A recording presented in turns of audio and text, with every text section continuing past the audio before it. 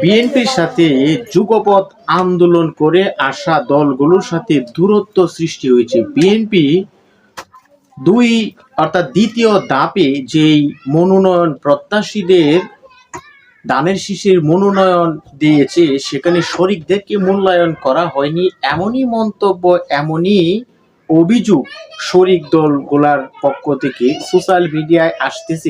Labour পার্টির chairman Mustafizur Rahman Iran সাহেব তিনি দীর্ঘ ২০ বছরের সম্পর্ক ছিন্ন করলেন এবং তাদের সাথে তারা বিশ্বাসঘাতকতা করেছে। বিশেষ করে বিএনপির সাথে যুগপৎ আন্দোলনে যে সকল রাজনৈতিক দলগুলা বিগত আওয়ামী সরকারের আমলে নানা ধরনের মামলা হামলার শিকার হয়ে কোনো ধরনের অন্যায়ের সাথে আপোষ করেনি, সেই সকল শরিকদের, সেই সকল জোট দলগুলোর সাথে কোনো ধরনের আলোচনা সমঝোতা না করেই তারা প্রার্থী ঘোষণা করেছে।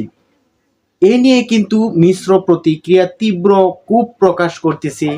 ১৭২টি আসনে ইতিমধ্যে বিএনপির প্রার্থী ঘোষণা করার পর থেকে কিন্তু এই বিরোধ কিংবা এই দূরত্ব সেটি সোশ্যাল মিডিয়ায় প্রকাশ্যে এসেছে। এখন যুগপৎ আন্দোলনের সাথে এতদিন যাবৎ যারা আন্দোলন করে আসছে তাদের যদি সঠিক মূল্যায়ন না করে অবশ্যই শেষ পর্যায়ে নির্বাচনের আগে যদি তারা বিএনপির সাথে সম্পর্ক ছিন্ন করে অন্য কোনো রাজনৈতিক দলের সাথে জোট করে, এতে করে কিন্তু ক্ষতিগ্রস্ত হবে বৃহৎ রাজনৈতিক দল বিএনপি। কারণ যুগপৎ আন্দোলনে এই সকল দলগুলা অন্য দলের সাথে যুক্ত হলে তারা কিন্তু তাদেরকে ওয়েলকাম, সাধুবাদ জানিয়ে তাদের সাথে যুক্ত করবে। সুতরাং সঠিক সময়ে সঠিক সিদ্ধান্ত গ্রহণ করার জন্য এবং যুগপৎ আন্দোলনে যে সকল রাজনৈতিক দলগুলা এতদিন যাবৎ বিএনপির সাথে আন্দোলন করে এসেছে, সেই সকল রাজনৈতিক দলগুলাকে বিএনপির